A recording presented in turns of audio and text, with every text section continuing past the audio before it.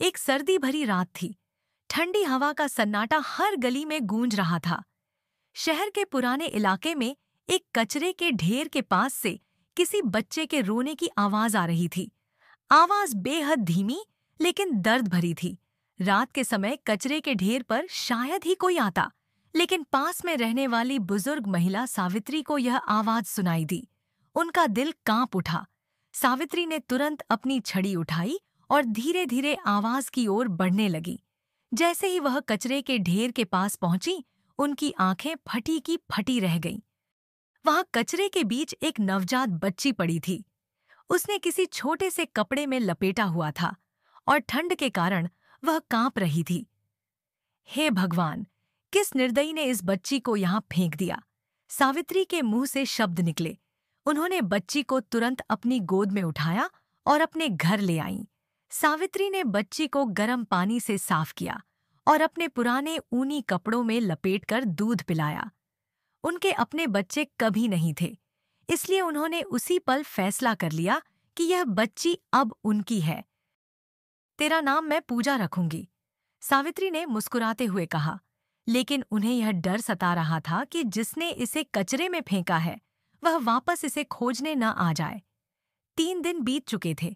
सावित्री बच्ची का ख्याल रख रही थी और उसकी हंसी में खोई रहती। एक रात अचानक उनके दरवाजे पर दस्तक हुई। सावित्री चौंक गई। इतनी रात को कौन हो सकता है? जब उन्होंने दरवाजा खोला तो बाहर 2 अनजान आदमी खड़े थे। उनके चेहरे पर कठोरता थी। आपने किसी बच्ची को यहाँ लाकर पाला है? उनमें से एक ने सीधे सवाल किया। सावित्री डर गई, लेकिन उन्होंने साहस से जवाब दिया, हाँ, वो मेरी बेटी है। आपको क्या काम है? वह बच्ची हमारी है, उसे हमें सौंप दो, दूसरे आदमी ने कड़ाई से कहा। सावित्री को समझ नहीं आया कि ये लोग कौन हैं, लेकिन जब उन्होंने जोर देकर पूछा तो सच सामने आया। उन आदमियों ने बताया कि वे मानव तस्करी के एक गिरोह से हैं और यह बच्ची उनके चंगुल से छूट गई थी। ये बच्ची हमारे लिए बहुत महत्वपूर्ण है। इसे किसी ने चुरा लिया था और कचरे में फेंक दिया, लेकिन हम इसे लेने आए हैं, उन्होंने कहा। सावित्री को एहसास हुआ कि बच्ची खतरे में है। उन्होंने तस्करों से साफ साफ कहा, यह बच्ची अब मेरी है, मैं इसे किसी को नहीं दूंगी। दोनों आदमी गुस्से में थे। उन्होंने धमकी दी कि अगर सावित्री ने बच्ची नहीं सौंपी तो वे उनके घर में जबरदस्ती घुस आएंगे। सावित्री डर गई, लेकिन उन्होंने अपने पड़ोसी को मदद के लिए बुला लिया। पड़ोसी ने तुरंत पुलिस को फोन किया। पुलिस जल्द ही मौके पर पहुंची और तस्करों को गिरफ्तार कर लिया। पूछताछ में खुलासा हुआ कि यह गिरोह नवजात बच्चियों को बेचने का काम करता था। वे बच्चियों को कचरे में फेंकने का नाटक करते और फिर मौका देखकर उन्हें अपने ठिकाने पर ले जाते।